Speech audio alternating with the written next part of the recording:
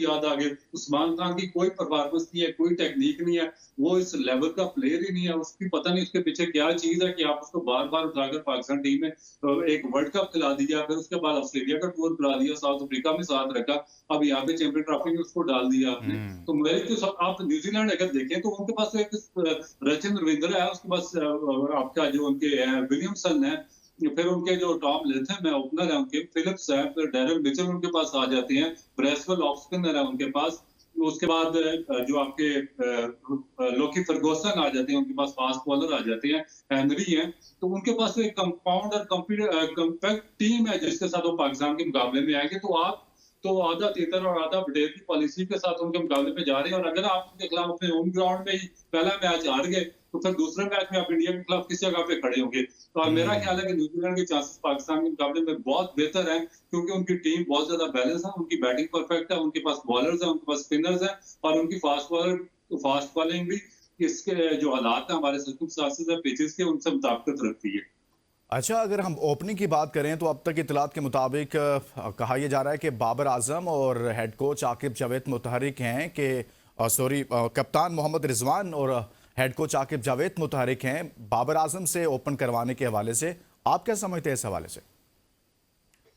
देखिए, किसी से भी ओपन करवाएं आप, बात ये नहीं है कि उनके पास्ट में क्या परफॉर्मेंस रही है, कुछ भी नहीं, कितने अरसे से ये आउट ऑफ फॉर्म है। और उसके बाद ये सबसे जो बुरी चीज इनकी ये है कि डोमेस्टिक क्रिकेट को तरजीह नहीं देते, फर्स्ट क्लास खेलने नहीं जाते, वहां से बगैर परफॉर्मेंस के टीम का टूर खत्म होता है, ये जाकर अकेडमी में ड्रामे शुरू कर देते हैं। कोई फिटनेस पे काम कर रहा होता है, कोई किसी और चीज पे। भाई जाकर डोमेस्टिक का आपका फर्स्ट क्लास स्ट्रक्चर चल रहा है, वहां पर जाकर परफॉर्म करें। ना आपसे इंटरनेशनल में परफॉर्म होता है, ना आपसे पाकिस्तान को मैच जितवाया जाता है, ना आपसे कोई बड़ा इवेंट जितवाया जाता है, और ना आप फर्स्ट क्लास क्रिकेट खेलते हैं। तो फिर ऊपर से आफरीन है पाकिस्तान क्रिकेट बोर्ड को कि ऐसे लोगों को वो T20 के जो 20-20 ओवर्स के फॉर्मेट होते हैं उसमें एनओसी जारी कर देते हैं चैंपियन ट्रॉफी के से पहले।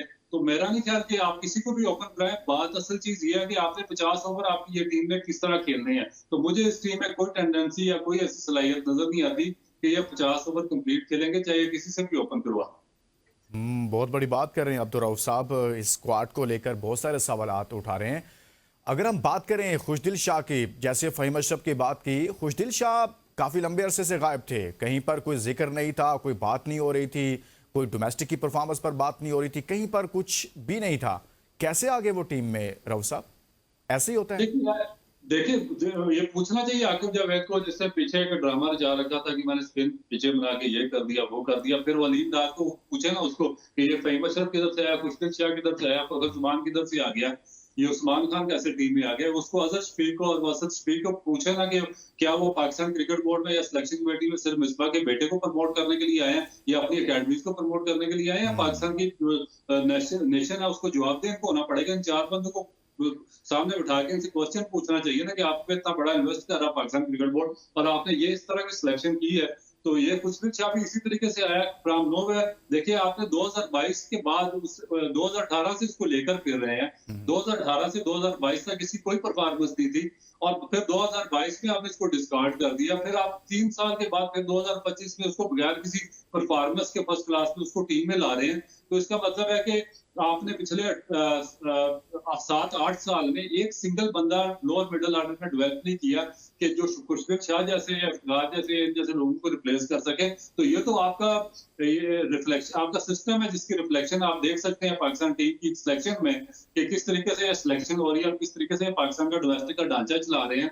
कि आप 8 साल से फर्स्ट क्लास क्रिकेट पे अरबों रुपया लगा रहे हैं हर साल। आपकी अकेडमी पे आपने कोचेस की फौज एक मौज रखी हुई है, और उसके बाद आपने मैनेजमेंट की एक लंबी फौज भर्ती की हुई है। मेंटोर्स को 50-50 लाख रुपया दे रहे हैं, ना आपके पास ओपनर है, ना आपके पास मिडिल ऑर्डर है, ना आपके पास स्पिनर है। और रऊफ साहब, दावे ये किए जा रहे थे जब ऑस्ट्रेलिया को शिकस्त दी, और उसके बाद ये दावे किए जा रहे थे सिर्फ और सिर्फ हम टेस्ट में स्ट्रगल कर रहे हैं, उस पर काम करने की जरूरत है, T20 टीम पर काम करने की जरूरत है, ODI में तो हमारा कॉम्बिनेशन बन चुका है, बेस्ट टीम है, बेहतर टीम है। लेकिन वो सारे दावे धरे के धरे रह गए जब आपने ऐसे प्लेयर्स को लेकर आए जो 4-4 साल से आपकी इंटरनेशनल क्रिकेट खेले ही नहीं है। तो वो दावे कहां चले गए फिर इनके? देखिए जो ऑस्ट्रेलिया का टूर था, ऑस्ट्रेलिया आपको पता है कि जब पाकिस्तान के खिलाफ की वनडे सीरीज हो रही थी तो उनका बेसिक जो फोकस था वो इंडिया के खिलाफ टेस्ट सीरीज पे था, क्योंकि वो टेस्ट सीरीज को किसी सूरत में कम्प्रोमाइज नहीं करते। तो उन्होंने जितने भी अपने टॉप क्लास प्लेयर्स थे उनको रेस्ट दे दी थी, और वो ट्रेनिंग कर रहे थे और टेस्ट मैचेस की ट्रेनिंग कर रहे थे। और जितने नए लड़के थे उन्होंने इंडक्ट कर दिया पाकिस्तान के खिलाफ सीरीज में। तो वहां पर जो पाकिस्तान के फास्ट बॉलर थे, पिचें तेज थी, वो शूट कर रहे थे उनको, तो उन्होंने वहां पे उनको आउट क्लास करके पाकिस्तान को मैच जितवा दिए, जो 2 मैचेस पाकिस्तान वहां पे जीता। और फिर जो दूसरी इंपॉर्टेंट चीज थी वो आपका जो साइम अयूब था उसकी परफॉर्मेंस थी, कि वो ये जो आपने अभी टीम आपकी है इसमें से किसी एक बंदे की मुझे वहां पे ऑस्ट्रेलिया में परफॉर्मेंस निकाल दें, सिवाय साउथ अफ्रीका या ऑस्ट्रेलिया में आपका वन मैन शो था साइम अयूब, जिसने वहां पर टैकल किया ऑस्ट्रेलियन और साउथ अफ्रीकन बॉलर्स को और परफॉर्म किया। जैसे ही वो अनफिट हुआ, आपका पूरा ढांचा वो दबड़ बोस हो गया, और आपके पास अब कोई इसकी रिप्लेसमेंट, आपके पास ओपनर और मिडिल ऑर्डर है, और आप स्ट्रगल कर रहे हैं। जो स्ट्रॉन्ग क्रिकेट बोर्ड होता है, जो वीएम के साथ चलते हैं, जिनकी लॉन्ग टर्म प्लानिंग होती है, जिनका डोमेस्टिक स्ट्रक्चर स्ट्रॉन्ग होता है, वो साइम अयूब जैसे प्लेयर्स की उनके पास रिप्लेसमेंट मौजूद होती है, और वो फौरन उसको रिप्लेस करके वो इतनी वहां पे एडवांस फिर बचती नहीं है जिस तरह पाकिस्तान क्रिकेट बोर्ड में अब बची। बहुत बहुत शुक्रिया साबिक टेस्ट क्रिकेटर अब्दुल रऊफ साहब हमारे साथ मौजूद। हमने बात की है चैंपियंस ट्रॉफी के स्क्वाड पर, जिस पर बहुत सारे सवाल उठ रहे हैं। फहीम अशरफ हो, उस्मान खान हो, और इसी तरह से खुशदिल शाह की सिलेक्शन पर भी सवाल उठ रहे हैं। साबिक कप्तान बात कर रहे हैं, साबिक टेस्ट क्रिकेटर्स बात कर रहे हैं, क्रिकेट फैंस बात कर रहे हैं। इसके साथ ही इजाजत दीजिए और अपना बहुत सारा ख्याल रखिए। अल्लाह हाफिज।